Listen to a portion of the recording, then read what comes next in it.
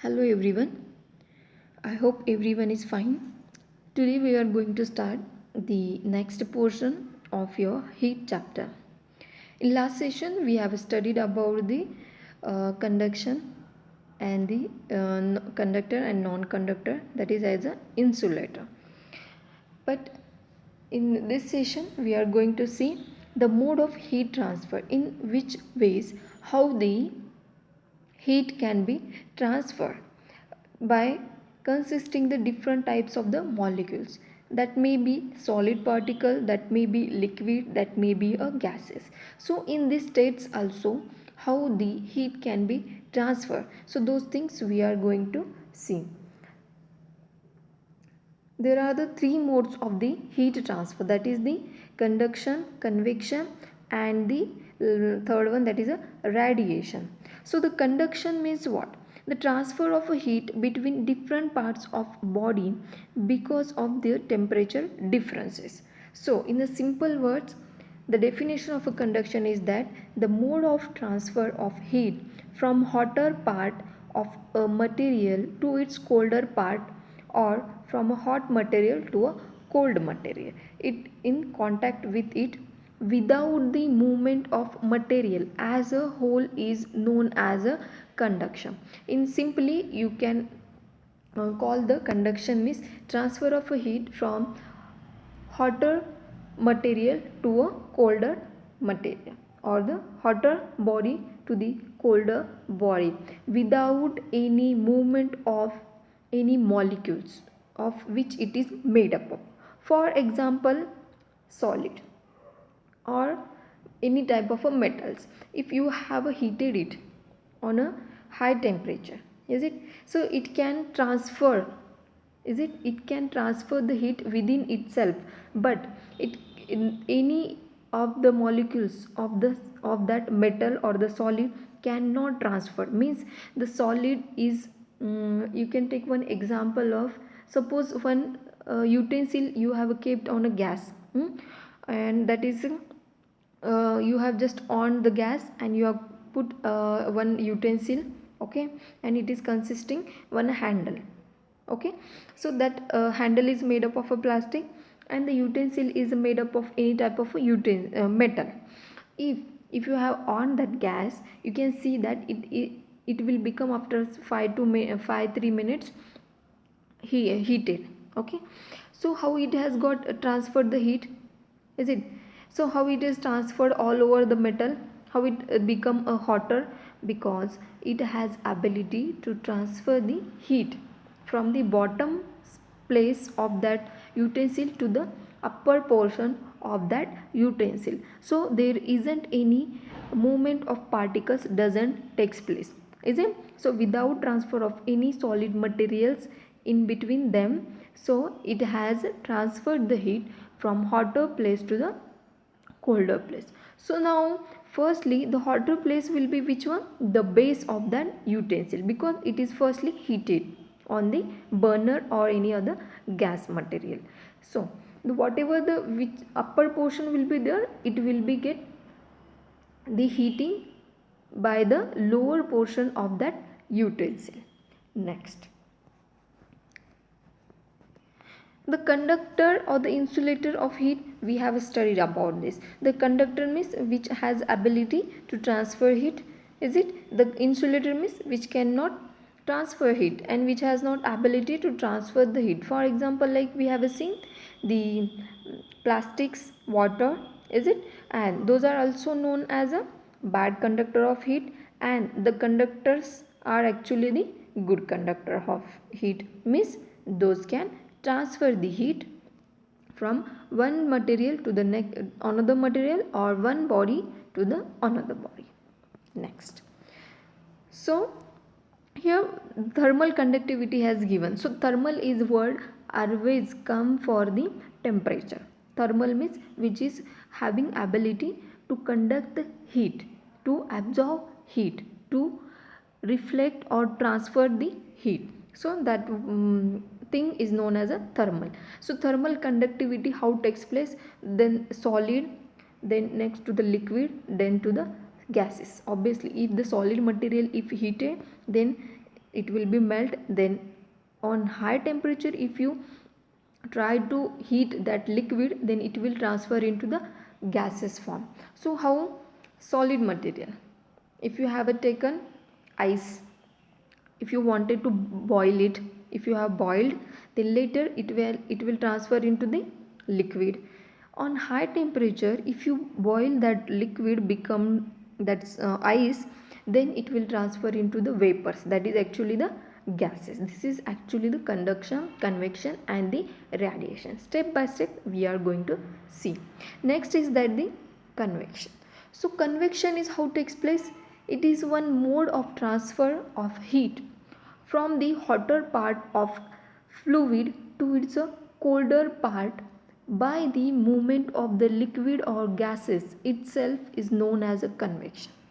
So see, the solid materials are more heavier as compared to the different the liquid and the gas. Is it? As I have told you, if we heat the solid material, it cannot be transfer any molecules of themselves. Is it? But in the liquid and the gases, it's consisting of lots of molecules which are in a lighter form. Is it? So they can freely move from one place to another place. Always the convection word comes for the gases and the liquid form of the heating process. So this is actually the mode of transfer of heat from the hotter part of a fluid to its colder part. Same the word we have used for the conduction also, but there was no any movement of a molecules, but here the movement of a liquid or gases takes place itself, known as a convection process. So far, the transfer of a heat by the convection cannot take place in a solid because the particles in the solids are fixed at the place and cannot move from one place to another place in freely manner. Okay, so it is also not occurred in the empty spaces also. Even if any empty spaces will be there, or the empty spaces we also called as a vacuum, because there are no particles, is it, of any kind in empty space which can move and transfer the heat. This is actually about the convection. So how the convection takes place in the form of a water or in the liquid?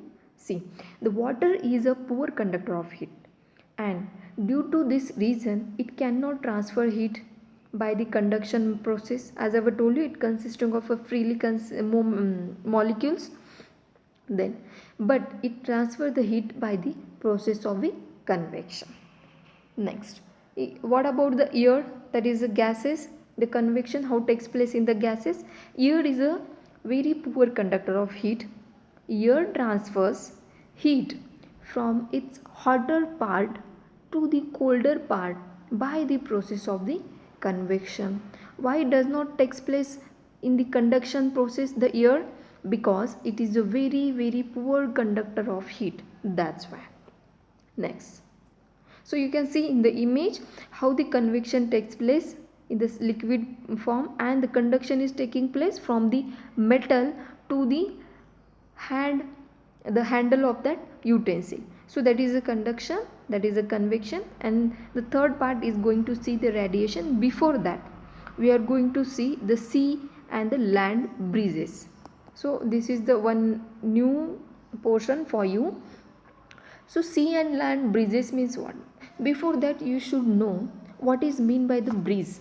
So breeze is actually the gentle wind or windy, whatever you can call. So wind means the flow of air, or normally you can say a wave or the waves. Another one example I can give, if your mother has cooking something at home, is it in the kitchen, and you have got to know that by smelling out. Okay, by smelling out you can say that she is preparing this or that dishes, is it? That smelling has come from that kitchen to your study room, is it? So that is actually the breeze, with the help of a breeze. That's why we have given a meaning to the breeze, that is a gentle wind. Okay, next, the blowing of sea breeze and the land breeze in coastal areas is generally occurred due to the convection of a heat in air. So why we are learning sea breeze and a land breeze? Because it is one example of convection. So those peoples used to live nearby the coastal regions, they can easily observe these things, that is a sea and land breezes. This is actually occurred only at the place of land which is near to the coastal, or we can say near to the sea. So these sea and land breezes are transferred or the having a two modes, that is during the day time and during the night time. So we will first of all see about the sea and land breeze, that is the in coastal areas. During the daytime the breeze generally flows from the sea towards the land, and during the night time blows from the land towards the sea. So see guys, you have to just keep in mind the words, that is how the sea and land breeze takes place, how they are both connected with each other. The coastal area during the daytime the breeze generally flows. The breeze means, as I have told you, the gentle wind flows from land to the coastal, that is a sea. Okay, next, during the night time blows from the land towards the sea. So sea and the land breeze are actually convection of heat. So in detail we will see the during the daytime how the breezes takes place.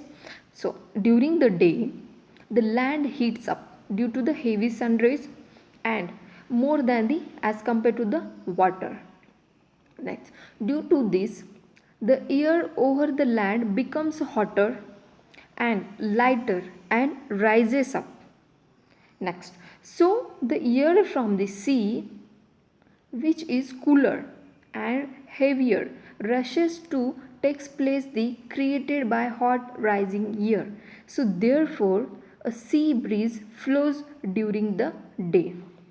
So sea breeze flow during the day means if the heat has landed, if the land has heated up, at that time the heat whatever is there will transfer towards the sea. Okay, whatever the cooler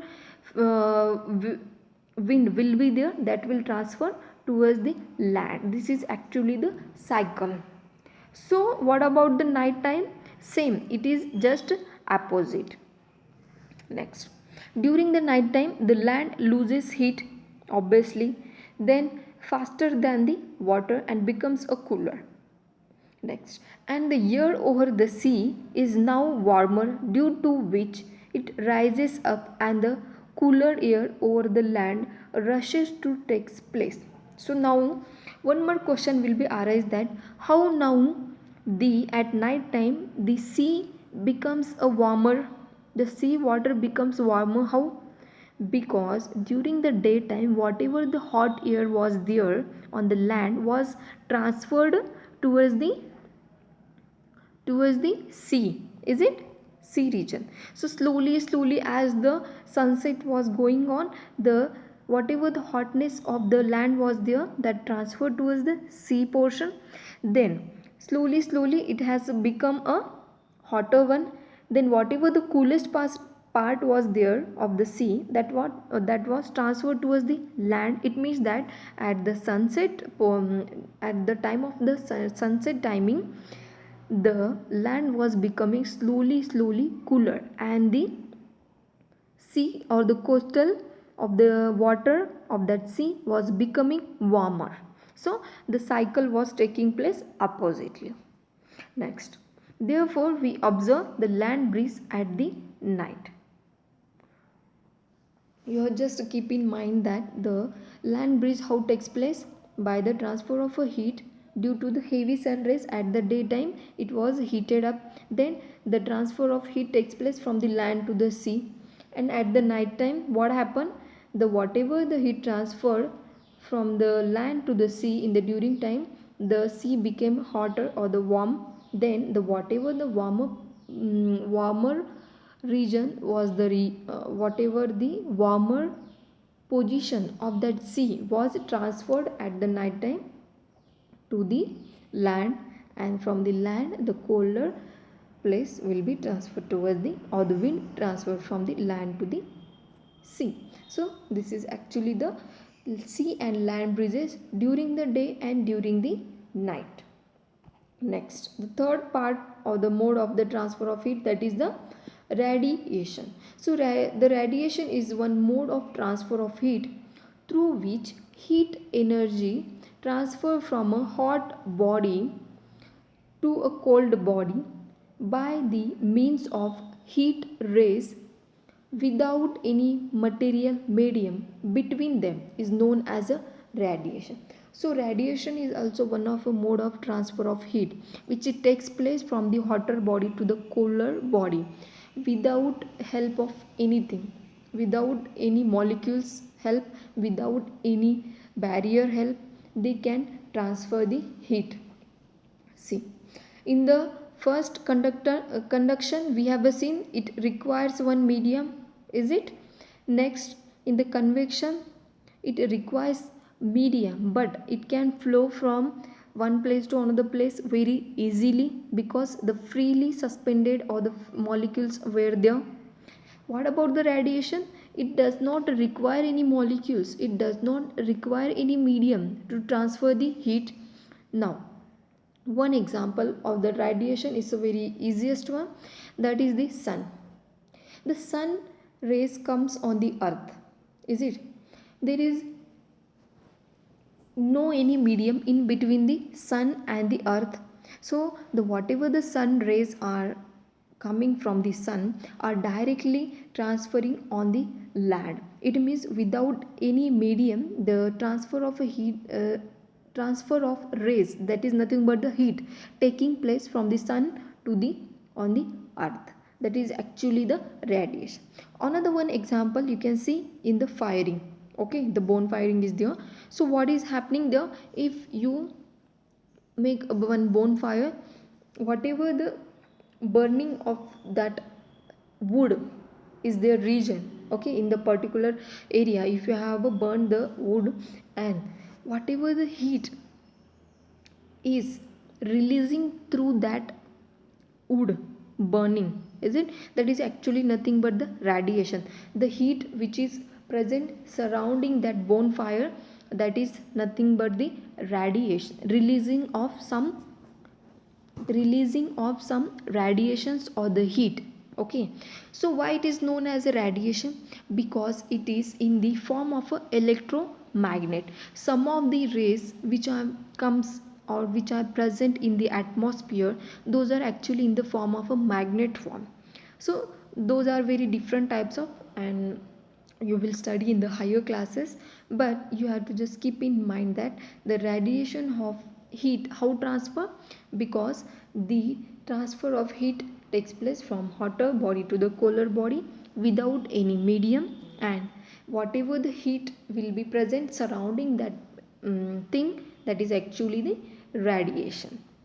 Now I can give one example. If you have a hot utensil, okay, and filled with hot milk, okay, it's kept away from the flame without keeping on the burner or any gases, okay, then what you will do? Then it cools down by transferring its heat to the surrounding by the radiation. What happened at that time? Whatever the heat present of that utensil, it will get transfer outside to the surrounding region and it will become a cooler. Next, one example I can give. If you have a hot cup of tea, same example as we used to take from the initial of the chapter, is it? So if you have a hot cup of tea, is it, if you can touch it from outside to the cup, you will feel that the hot something hot or the something heat is transferring from that cup, is it? If you touch from the outside, then that is nothing but the radiation. One more example. If you have kept the light, okay, that light bulb in your home which is present, okay, if you keep it on for 2 to 3 hours, Okay, after 2 to 3 hours, if you switch off it, you can see that some of the heat is transferring surrounding it. If you touch surrounding it, okay, if you just keep a hand or the fingers near to that bulb after 3 hours switching off it, so you can feel some heat. That is nothing but the heat has transferred in the form of a radiation. That is actually the radiation. Got it? So this is actually the about radiation. So what is mean by thermal radiation? The thermal radiation is nothing but the all bodies which radiate the heat, which release the heat. Okay, those are known as a thermal radiations. So how radiation cause heat transfer?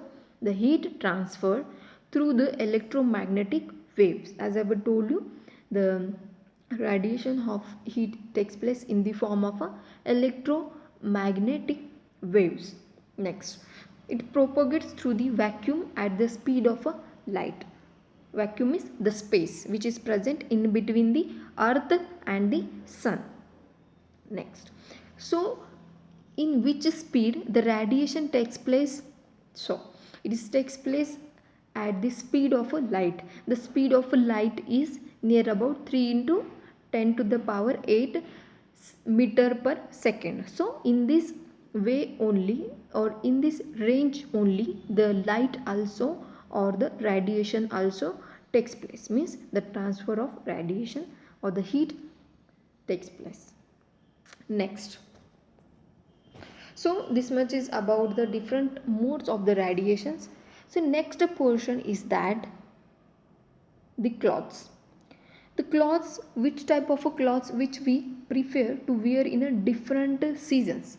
So why we prefer the different types of the clothes to wear in a different seasons?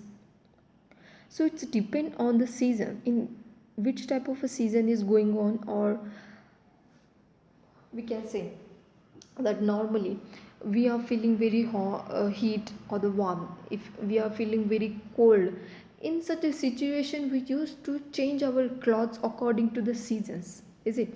So now, did you know few things about the clothes? See, why do we wear light color clothes in summer? So why do we used to wear the most of the people used to say that we should wear the light clothes or the light colored clothes in the summer? Because the light color reflects more solar radiation and body radiation.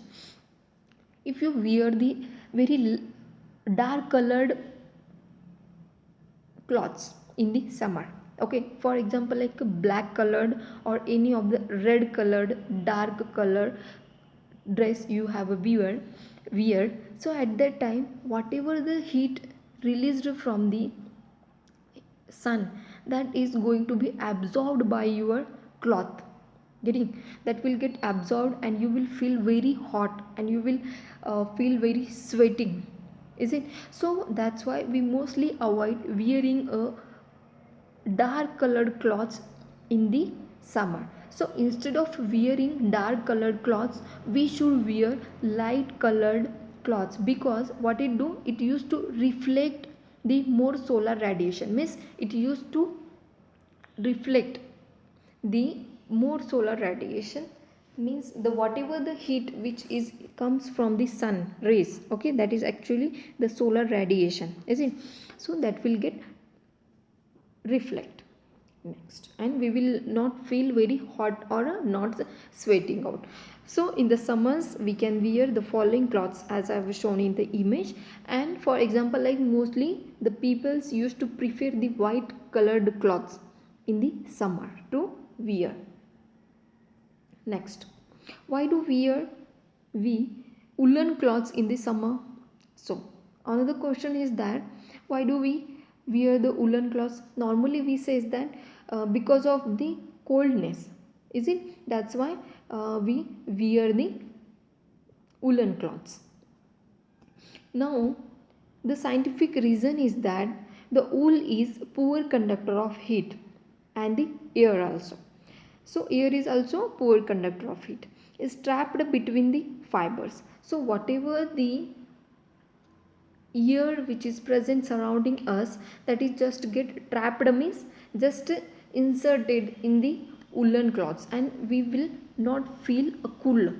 Is it getting my point? So though we will not just the whatever the heat is present, heat is, as I have told you, the temperature means is nothing, it is nothing only a heating, but it is along with the cold. In hot and cold we have studied these things.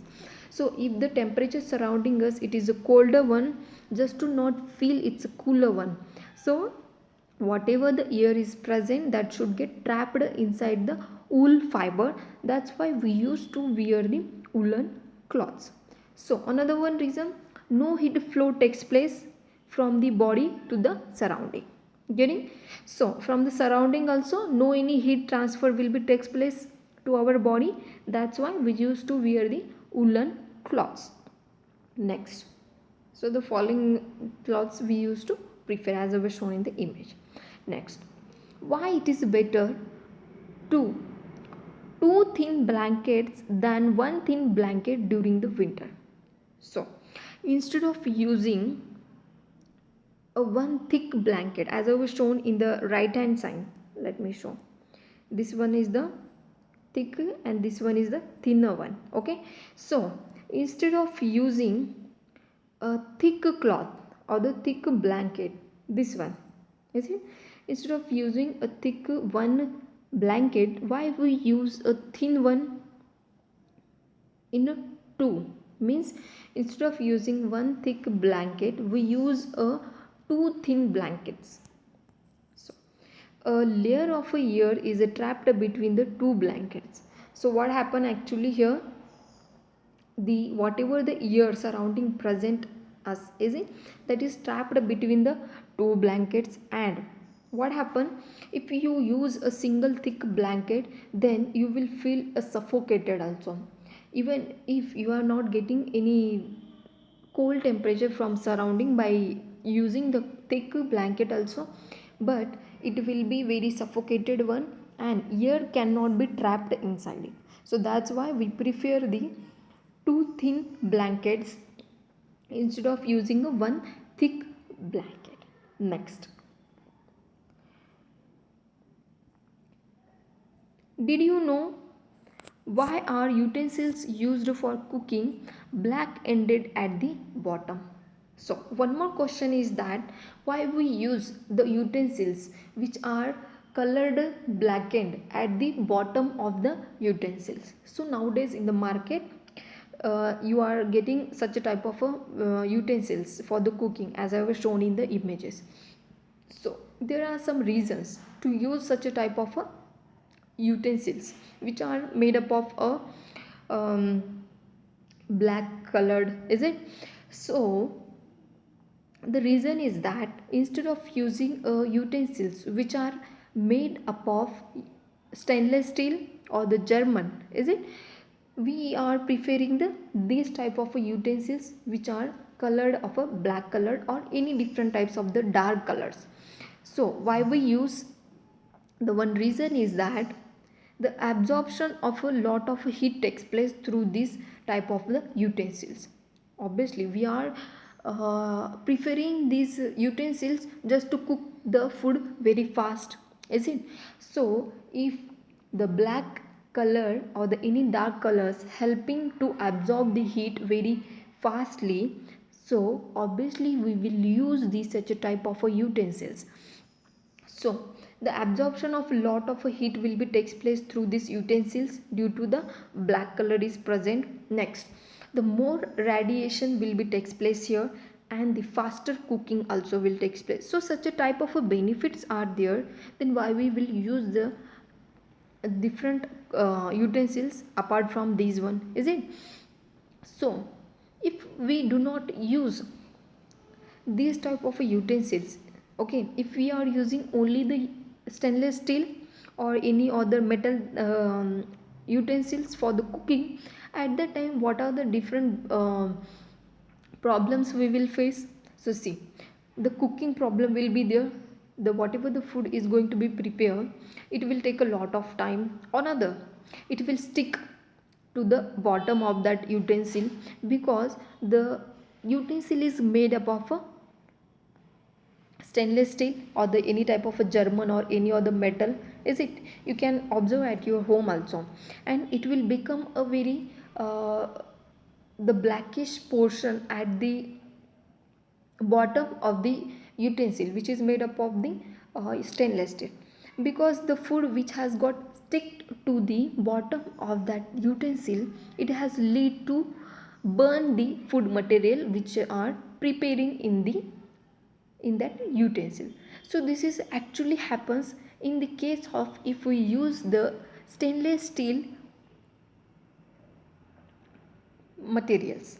Okay, so that's why mostly we used to avoid such a type of utensils, which leads us to face the lots of problems as compared to the um, the utensils which are colored one at the bottom side, which are benefited, and we can wash it very properly. Okay, and we can use it very properly, we can handle it very nicely, and we can prepare the food very deliciously. So that's why we should prefer the utensils which is consisting the blackened end at the bottom side. So this much is about the today's session.